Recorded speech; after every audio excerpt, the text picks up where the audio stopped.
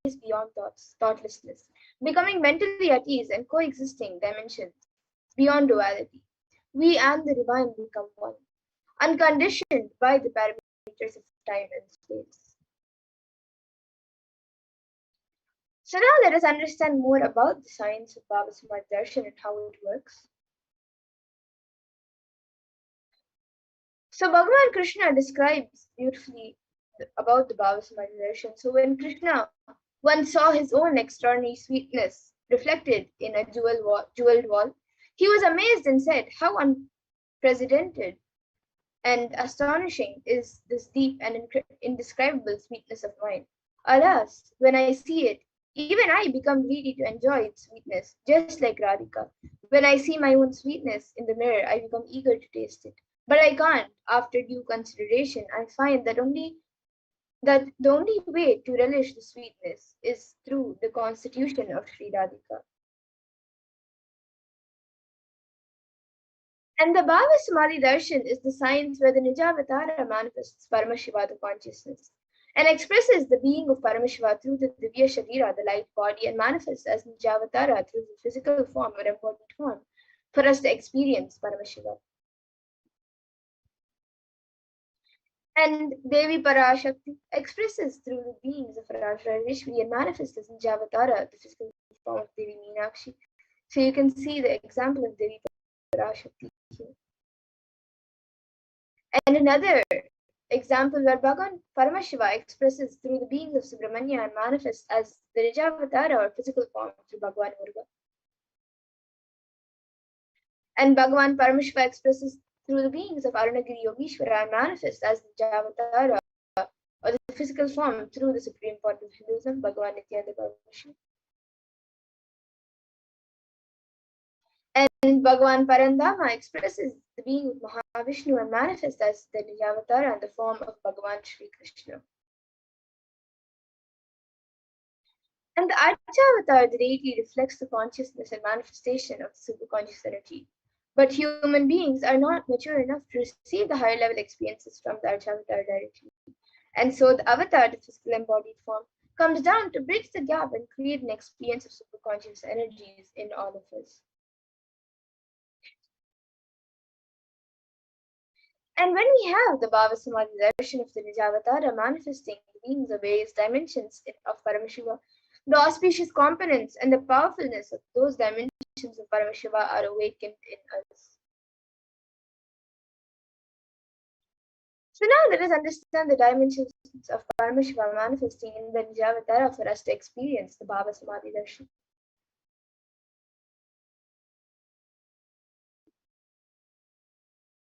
So the Bhava Samadhi Darshan is the direct experience of causelessness. And during the Bhava Samadhi Darshan, our being comes alive and celebrates with the energy waves of existence. Our very muscles learn to imbibe and radiate Paramashiva.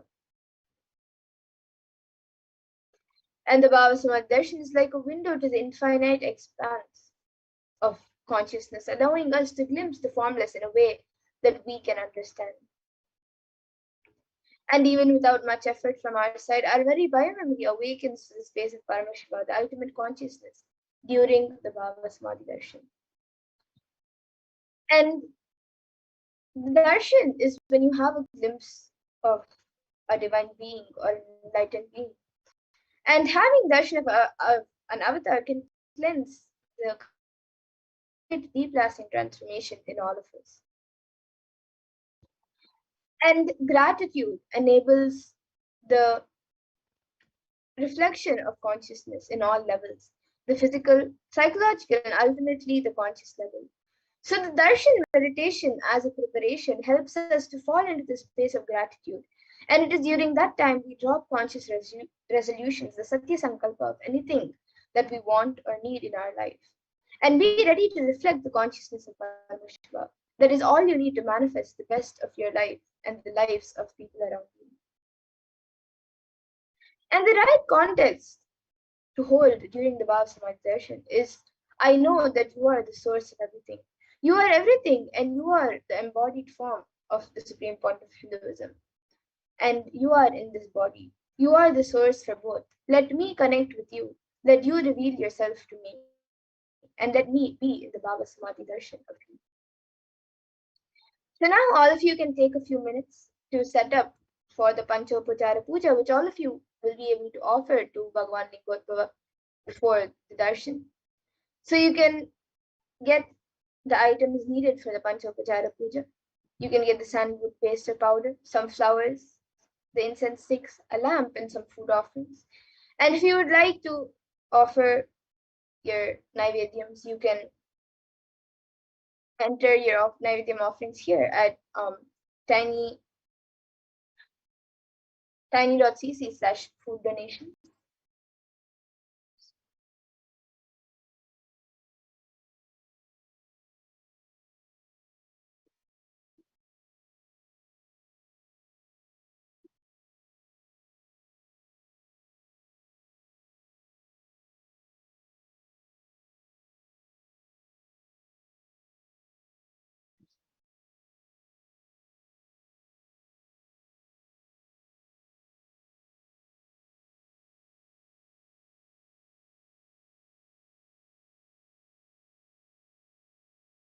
And now let us enter into the Paramashiva Dhyana mantra. So the Supreme Point of Hinduism has blessed the Paramashiva Dhyana mantra as an initiation, a diksha that transmits energy, experience, and powers in the form of sacred mantras. Just like how the avatar transmits Shaktis by look, Nayana, or by touch, Sparsha, similarly the avatar births himself as the mantra which encompasses all his Shaktis, energies, and transmits those Shaktis to the devotees. And anyone to whom this mantra is chanted from the deep space of oneness and deep restful awareness, that person is bestowed with health and well-being, wealth, abundance, and prosperity, love and fulfilling relationships, enormous growth and success in business, job and finance, and a complete and fulfilled life manifests without any types of doshas, sins, evil eyes, or obstacles leading to a long, healthy, and peaceful life. And with the grace and blessings of the Supreme Point of Hinduism, Kailasa's Department of Human Services and Kailasa's Department of Religion and Worship is offering the Paramashiva Dhyana mantra, prayer, service on behalf of each and every one of you. And today we are going to offer our prayers and request the blessings of Bhagavan Lingodbhava in the Nijavatar of the Supreme Point of Hinduism, Bhagavan Shri Nithyananda Paramashivam, on behalf of each and every one of you for the following benefits of the healing of all health issues, healing of psychological stress and anxiety, healing of addictions, moving out of depression, moving out of pain patterns, and to get an improved career, heal relationships with spouse, family, and profession, and a breakthrough in the wealth dimension, the protection for children orphaned during the pandemic, protection from natural calamities, protection from lost wages and income, solution to any problem, breakthroughs in creativity, increased inspiration, moving out of debt, and experiencing the increased energy and vitality, healing from any insecurities, protection from any direct or indirect effects of the pandemic, for the leadership consciousness to be awakened in you, healing from any genetic or inherited disorders, experiencing completion in all muscle memory and biomemory levels, and completion with the biological mother, experiencing feeling connection with the cosmic mother, awakening the divine feminine consciousness in you, and ultimately for the grace and blessings and the protection of the Supreme Point of Hinduism to always be with you. So now let us get into the Paramashiva Dhyana mantra. Om Nithyananda Paramashivoham. Om Nithyananda Paramashivoham. Om Hrim Nithyanandaya Namaha. Om Ham Om Shivaya Namaha. Om Nithyanandam Paramasukadam Kevalam Jnanamurtim Dvandvatitam Gaganasatrisham Tattvamasyadilaksham Ekam Nityam Vimalamachalam Sarvadi Sakshi Bhutam Bhavatitam Trigunarahitam Sadgurum Tam Namami. I surrender to that Sadguru who is the eternal bliss, the bestower of supreme happiness, the one who is the embodiment of wisdom, who is beyond duality, who is omnipresent, to whom the supreme goal is giving the enlightenment experience, who is the eternal, pure, and unshakable, Who is the silent spectator of all thought processes and who is beyond emotions? Who is without the three qualities called Sattva, Rajas, and Tamas? And when you make a conscious resolution in the presence of an avatar, the power of the Sankalpa itself will deliver the experience and manifest your reality. Om Mamo Partha Samasta Duritakshaya Dvara Bhagavat Sri Nithyananda Paramashiva Prityartham. I am taking this conscious resolution today for destroying all my karmas and sins and in order to please Bhagavan Sri Nithyananda Paramashivam. Asya Devadevasya Mahadevasya Akhilanda Koti Brahmandanayakasya, who is the God of all gods, who is the greatest of gods, Lord of the universes and multiverses, who is the Lord of the cosmos. Sakala Jagat Shrishti Sthiti Samhara Tirobhava Anugrahakya Panchakritya Parayanasya, the one who does the cosmic actions of creation, sustenance, rejuvenation, pulling out the delusion and liberation. Adimadhyantarhitasya Aprameya Parakramasya Tatvayata Gocharasya, the one who is the beginning, middle, and end, the one who is immeasurable. Akara Ukara Makaratmaka Pranavatmakasya Vrishabharudasya Mahadevasya Kamika Divatulanta Mahatantrakya Shaiva Gamaswarupasya Sakala Rigama Gamaswarupasya Shuddha Advaita Shaiva Swarupasya Nityananda Padastasya Nityananda Swarupasya Shuddha Sachidananda Vigrahasya Rupa Rupatitasya Sakala Nishkala Swarupasya Nitya Niranjana Niramaya Nirvikara Akandadi Visheshanasya Shri Nithyanandeshwari Parashakti Sameta Shri Nithyanandeshwara Paramashivasya Shri Nithyanandeshwari Parashakti Sameta Shri Nithyanandeshwara Paramashiva Avatara Bhutasya Sarvadeva Devi Swarupasya Bhagavat Shri Nithyananda Paramashivasya Cha Prityartham Shubhe Shobhane Muhurte Adya Brahmanaha Dvitiya Parate Shri Shvetavaraha Kalpe Vaivashvatamanvantare Ashtavinshati Tame Nitya Yuge Pratame Pade Jambodvipe Bharata Varshe Bharata Kande Meroho Dakshine Parshve Shakapte Asmin Vartamane Vyavaharike Prabhavadinam Shashtyaha Samvatsaranam Matye Shubhanama Samvatsare Shubhayane Shubharitau Shubhamase Shubhapakshe Shubhatitau Shubhavasare Yuktayam Shubhanakshatra Shubhayoga Shubhakarana Evam Guna Visheshana Vishishtayam Asyam Shubhaditau. During the auspicious time, during the second half of the lifetime of Lord Brahma, during the Kalpa called Shvetavaraha, during the regime of Vaivashvata Manu, during the first quarter of the Yuga called Nitya Yuga, in the island called Jambu, in the continent called Bharatavarsha, the Indian subcontinent called Bharatkhanda, in the southern side of Mount Meru, in the Saka era, during this auspicious year, which is one of the set of 60 years, which is the practice of Prabhava, is the first year, in the auspicious Ayana, in the auspicious season, in the auspicious month, in the auspicious Paksha, on the auspicious Tithi, on the auspicious day, during the auspicious Nakshatra, auspicious Yoga, and auspicious Karna, during such an auspicious moment.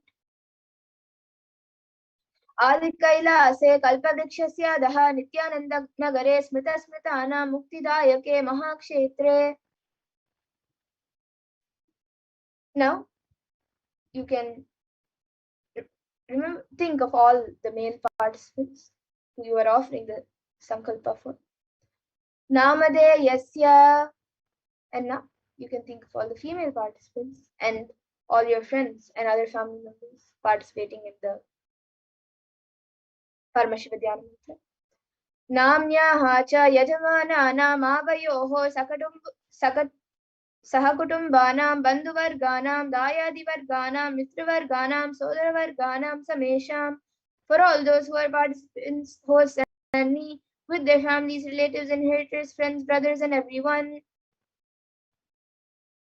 Sarva Bisha Siddhyartham, Sarva Mangala Praptyartham, Uttarottaranava Chinna Sthira Lakshmi Praptyartham. Always let there be all types of good and auspiciousness. Always let there be unbroken flow and steady flow of abundance, prosperity, and wealth.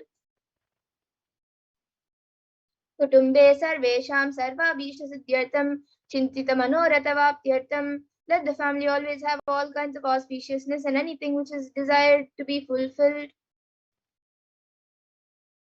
Samesham Adivyadinivrityartham, Samesham Shiradipadapadyantam, Vidyamananam, Sameshu Angeshu Janita Janishyamana Sakalavita Nana Vidaroganam, व्यपोहार्थं तद्वारा आरोग्यदृढगात्र vapusiddhyatam. Let all chronic diseases be healed. Let all kinds of diseases and disorders in the body, starting from head till toe, which has occurred or which is yet to occur in the various parts of the body, be healed. Let a strong diseaseless, healthy, handsome, and graceful body be obtained.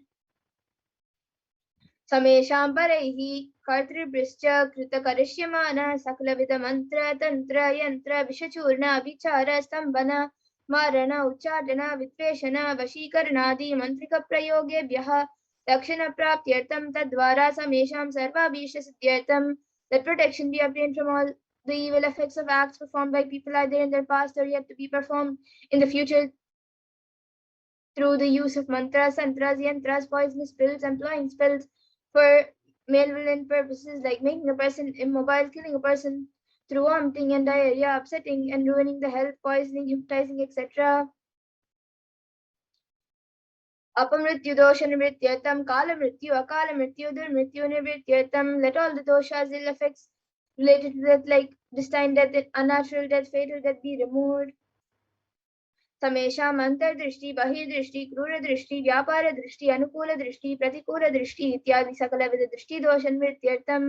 That all the effects of the evil eyes from known and unknown sources, effects of cruelty filled eyes, evil eyes of business enemies, evil effects of evil eyes of people who may project as if they are our well-wishers, and the effects of the evil eyes of the people who are against our well-being be removed. समेषाम् अंतःशत्रु बहिःशत्रु क्रूरशत्रु व्यापारशत्रु अनुकूलशत्रु प्रतिकूलशत्रु इत्यादि सकलविध शत्रुबाधनिवृत्त्यर्थं. That all the effects of the inner enemies and outer enemies, fierce enemies, business enemies, enemies who project themselves as good enemies who work against our well-being be removed. समेषाम् मातृशापादि सकलविध शापानां व्यपोहार्थं. Let all the effects of the curses right from the mother be removed. अनादि अविद्यवाशनया प्रवर्तमाने अस्मिन् महति संसारचक्रे विचित्राभिः कर्मगतिभिः विचित्रासु योनिषु पुनः पुनः अनेकदा जनित्वा. From time immemorial, due to ignorance, we get caught in the vast cycle of birth and death due to the effects of our actions. We take birth again and again in various bodies, which is quite strange. केनापि पुण्यकर्म विशेषेण भगवतः श्री नित्यानंद परमशिवस्य अपरिमितया कृपया इदानीन्तन मनुष्यजन्म प्राप्तवताम्. Yet due to some good actions with the extreme and immeasurable compassion and grace of Bhagavan Shri Nithyananda Paramashivam, we have been blessed with a human body. समेषाम् इह जन्मनि पूर्वजन्मनि जन्म जन्मान्तरेषु सर्वैः कृतानां शिवनिन्दा देवी निन्दा गुरुनिन्दा दोषविपोहार्थं शिवापराधा देव्यापराधा गुरुवापराधा दोषविपोहार्थं. Any kind of abuse we may have done to Paramashiva, Parashakti and Guru in the present birth, past birth, or in any of the births be removed. Any kinds of crimes, offenses committed against Paramashiva, Parashakti and Guru be removed. ब्रह्महत्या सुरापान स्वर्णस्तेय गुरुतल्पगमन तथा संसाराख्य पंचमहापातकादि समस्त पाप व्यतिरीकरणार्थं. Let the 5 great sins like killing a Brahmin, drinking forbidden alcohol, stealing gold, having illicit relationship with the Guru's wife, one's own mother, elder sister, and other such motherly figures, and associating with those people who have committed one or the other above mentioned sins be removed. अपि च सर्वै बाल्ये व्यवसि कौमारे यौवने वार्धक्ये च. Let all the karmic effects of actions done as a child, adolescent, youth, and as an old-aged person be removed. Jagrat, swapna, shushupti avastasu. Let the karmic effects of action done in the wakeful, dream, or deep sleep state be removed. Karmendriya, jnanendriya, vyaparaihi, sambhavitanam, rahasyakritaanam, prakashakritaanam. That all the sins done through karmendriyas, the 5 organs which perform actions like speech, hands, feet, excreting and reproductive organs, and jnanendriyas, the 5 organs which receive information like ears, eyes, nose, tongue, and skin be removed. Atipadakaanam, upapatakaanam, samkalikarananam, malnikarananam, apatrikarananam, jatibramshakaanam, prakirnitanam, evam navanam, navavidanam, bahunam, bahuvidanam, sarvesham papanam, sadhyaha.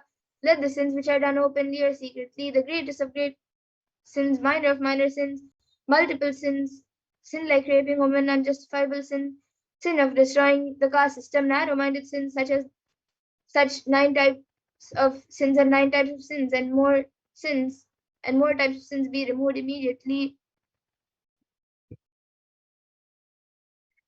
and instantly. अपनो धनद्वारा समस्त मंगल प्राप्त्यर्थम शिव भक्ति देवी भक्ति गुरु भक्ति सिद्ध्यर्थम परमशिवत्व परमशिव स्थिति परमशिव शक्ति सिद्ध्यर्थम. Through the removal of sins, let us be showered with all the auspiciousness, and let Paramashiva Bhakti, Devi Bhakti, and Guru Bhakti be obtained. Let the state of Paramashiva, space of Paramashiva, and powers of Paramashiva be obtained. कुटुंबे सर्वदा सन्मंगल प्राप्त्यर्थम अन्योन्य प्रेम विवृद्ध्यर्थम पूर्णत्व सिद्ध्यर्थम सर्वपरिवृत्त्यर्थम. Let the whole family always be showered with all the auspiciousness. Let mutual love blossom among all the people. Let completion happen. Let all the mishaps be removed. Kshiprarogya vaptyartham ayurabhivrityartham. Let healthy body be obtained instantly and immediately. Let longevity be bestowed. Vyapare udyoge सर्वजन वशीकरणार्थम तद्वारा उन्नतोन्नतस्थान प्राप्त्यर्थम. Let your charisma impress everyone in business and job, and through that let you attain the best of best position.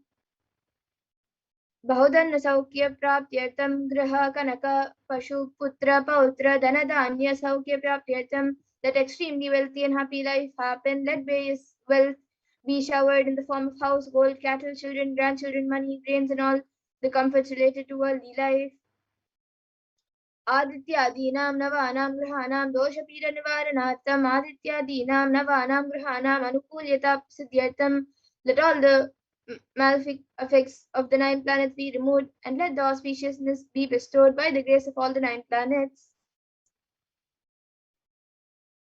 भूम्यंतरिक्षे विद्यमान भूत प्रेत पिशाच राक्षस ब्रह्म राक्षस वेताल कूष्मांड दाकिनी शाकिनी इत्यादि सर्व निवारणार्थम. Let all the evil effects of that cause calamities on planet Earth, the evil effects of various demonic beings like Bhuta, Preta, dead people, Pishacha, demon, Rakshasa, Brahma Rakshasa, Vetala, ghost, Kushmanda, class of demons, Dakini, little devil, Shakni, kind of female demon be removed. Mano Vyakulatani Varanartham. Let the mental confusion, worry be removed. प्रारब्धे कर्मणि करिष्यमाणे कर्मणि आदि दैविक आदि भौतिक आध्यात्मिक विघ्न निवारणार्थम. Let the obstacles be removed with regard to actions that are going to be done relating to God, world, and spirituality. समस्त रनि निवारणार्थम धन लक्ष्मी धान्य लक्ष्मी संतान लक्ष्मी सौभाग्य लक्ष्मी विद्या लक्ष्मी शौर्य लक्ष्मी वीर लक्ष्मी विजय लक्ष्मी इत्यादि अष्टलक्ष्मी परिपूर्ण कृपा कटाक्ष सिद्ध्यर्थम. Let all the loans be removed. Let all the Ashtalakshmis like Dhanalakshmi, wealth, Dhanya Lakshmi, food and grain, Santan Lakshmi, offspring, Saubhagya Lakshmi, fortune, Vidya Lakshmi, knowledge, Shaurya Lakshmi, bravery, Veera Lakshmi, heroism, Vijay Lakshmi, success be showered. Parikshasu unnatastane Vijay praptyetam sarva vidya parangata siddhyartam meda shakti grihana shakti abhivridyartam. Let the top rank be obtained in the examinations. Let the excellence be acquired in all fields of knowledge. Let the memory, power, understanding ability be increased. Ityadi sakala vida sanmangalani guru kripa katakshena praptyartam. By the grace of the Guru, let all the above auspiciousness be showered upon. Shri Kailasa Natadvadashanta Shyamala Pita Ruda, the one who has ascended the Madurai Adinam Shyamala Pitam, the Pitam established by Devi Meenakshi, the incarnation of Shyamala Devi, which is supreme place of Kailasa, where Paramashiva resides and rules the whole cosmos and Kailasa. Shri Meenakshi Sundareshwara Bindaswarupa Parashiva Putra Ratna, the one who is no different from Meenakshi Sundareshwara, the most beloved son of Paramashiva. Kumara Guru Manyatulya Avatara Shri Parvati Sanyapan Divya Jnana Vishruta Sakal Nikama Gumasara Putra Dravida Veda Pravaktare, the young boy who is a gem among gurus and unequaled avatar, the one who received enlightenment by drinking the breast milk of Devi Parvati, author of the famous Dravida Vedam, which is the essence of all the Vedas and Agamas. Srimad Paramashiva Karuna Samadhikata Mukta Me Chaturashraya Yamana Chatra Chamara Shri Chinna Kahaladi Samasta Birada Valyalankita Jnana Vijnana Chakravarti, the one adorned by the quadrangular palanquin made of pearl, received by the grace of Paramashiva, adorned by the musical instruments, umbrella, chamaram, and sacred symbols of worship, etc., adorned by hymns of praises, and the one who has won the whole world by his enlightenment and the science of enlightenment has been accepted by all kings as the supreme ruler. Sarvajana Sangha Sadhyo Nirvana Diksha Vyapavarga Vishrana Jimuta Paramita Kalabha Kesari, the shower of Videha Mukti, the immutable state of enlightenment immediately by Nirvana Diksha to all people, the one who creates this protecting leader, the roaring lion and trumpeting young elephant for other religions. Shaiva Siddhanta Sthapanacharya Shri Rajadhiraja Pandya Maharaj Guru Kshapna Shakyadi Mahantakara Nivarana Jnana Bhanu Vikshana Narhara Dvaja Chedana Purvaka Srimad Vrishabhadvaja Sthapaka, the Acharya who established Shaiva Siddhanta, the Raja Guru of the Pandya, who is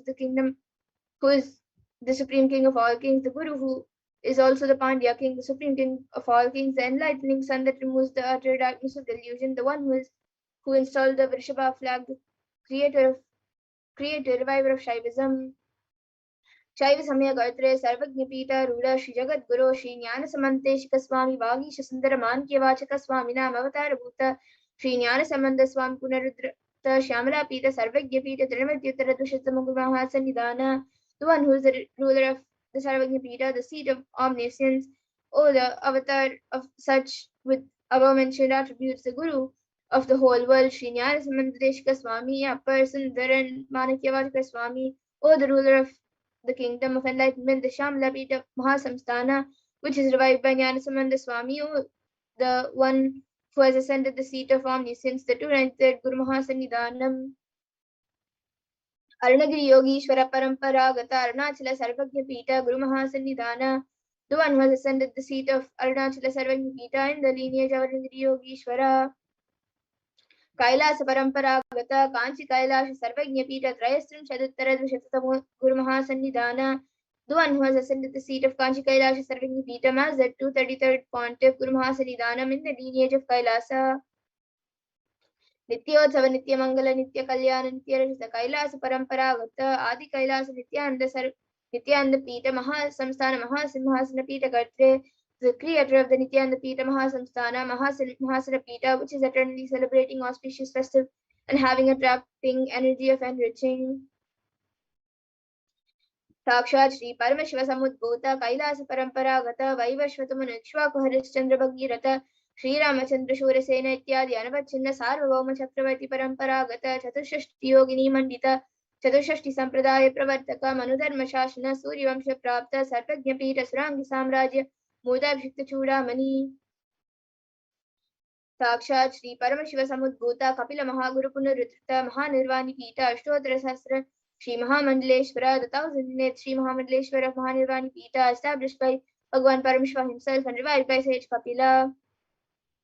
Sakshat Shri Paramashiva Simhasanabhishikta Samasta Gananayaka Shri Mahaganapati Samaramba Anavachinna Pita Dishwara Guru Parampara Prapta Atla Pita Ashtotra Sasra Shri Atla Pita Dishwara, the 1008th Shri Atla Pita Dishwara of the Atla Pita, which has an unbroken lineage of pontiffs starting from Bhagwan Mahaganapati, who is the leader of the Ganas and who was coordinated by Bhagwan Paramashiva himself. Dharma Mukti Swarga Paraswarna Pita Trayovamsha Guru Mahasannidhana, the 23rd Guru Mahasannidhana of Dharma Mukti Swarga Paraswarna Pita. Kailasa Paramparagata Adi Pita Sarvagnya Pita Jagat Guru, the Jagat Guru of Adi Pita Sarvagnya Pita, the lineage of Kailasa.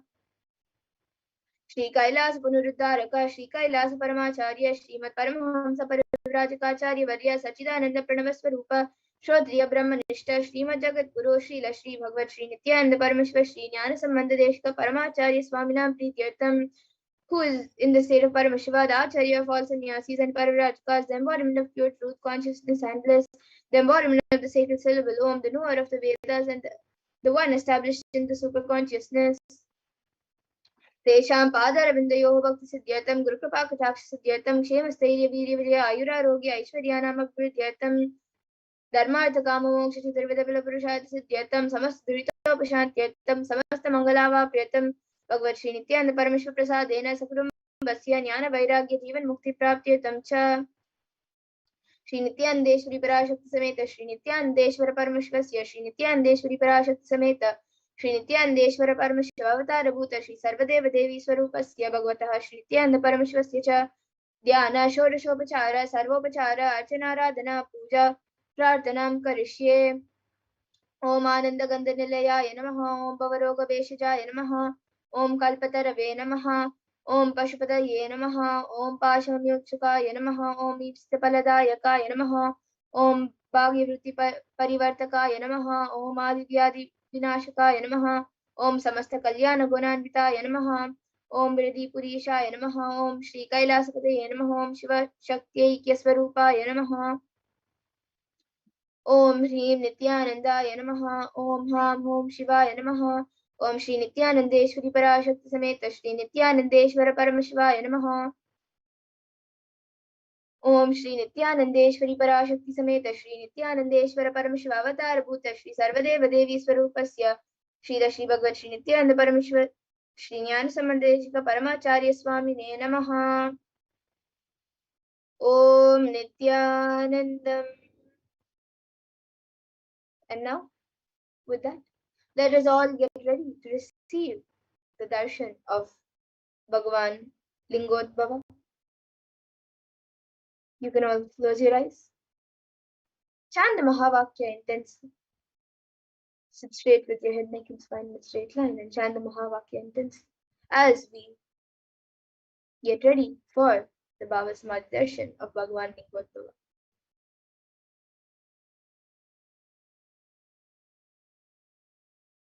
You can start chanting the Mahavakya.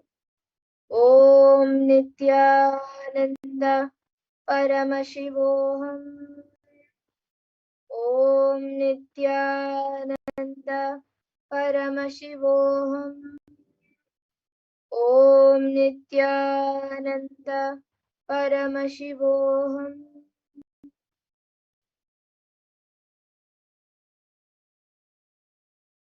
Om Nityananda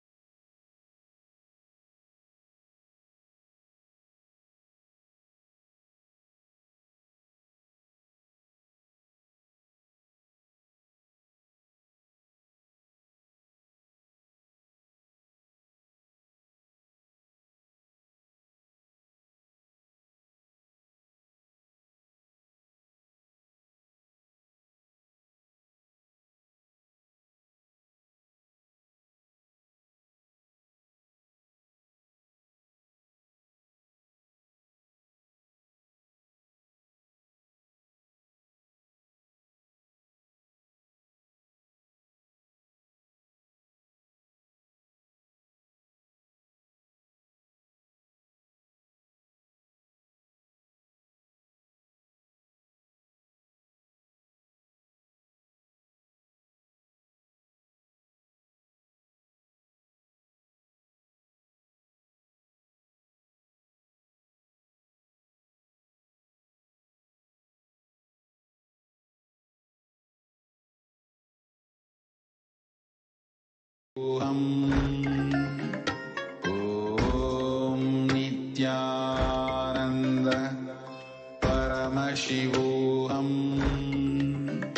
Om Nityananda Paramashivoham.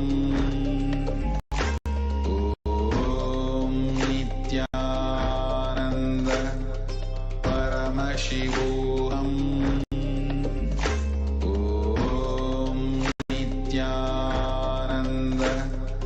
Paramashivoham.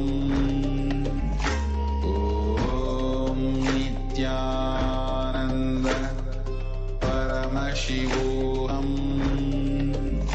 Om Nithyananda Paramashivoham. Om Nithyananda Paramashivoham. Om Nithyananda Paramashivoham. Om Nithyananda Paramashivoham.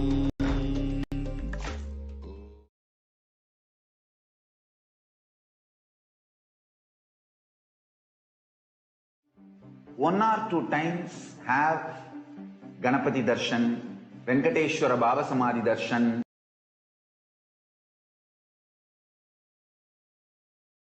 Nithyananda Paramashivoham.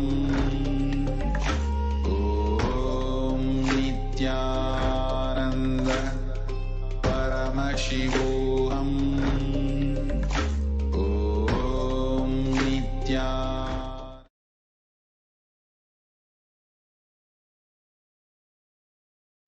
Paramashivoham. Om Nithyananda Paramashivoham.